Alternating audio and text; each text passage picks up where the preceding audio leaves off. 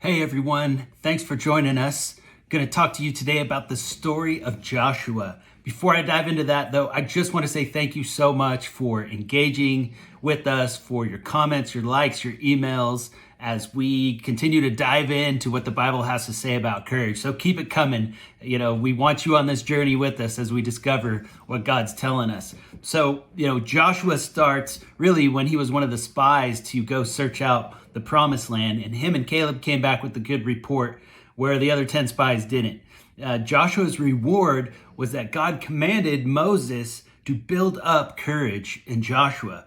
That served him well later when he's the heir apparent, the next in line for succession, when Moses made some blunders, which we'll talk about some other time.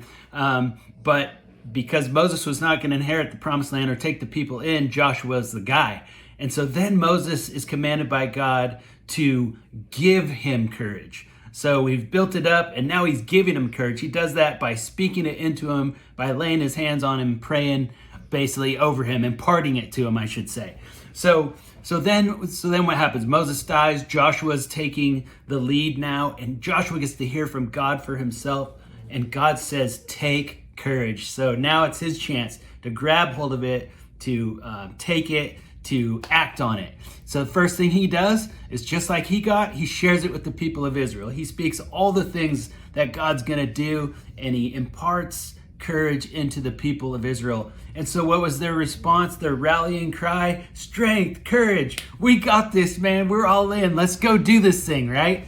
And so they go. The cool thing about this is we keep finding that word, strength and courage, strength and courage.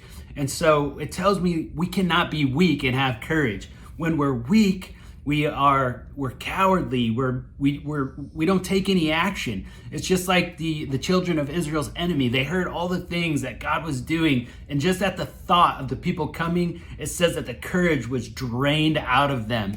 And so that's what happens when we're weak. We can't take action. We can't do what God has told us to do. So we are imploring you, just like we've been challenged ourselves, to rise up. We say the rallying cry of strength, courage, be strong, and be courageous.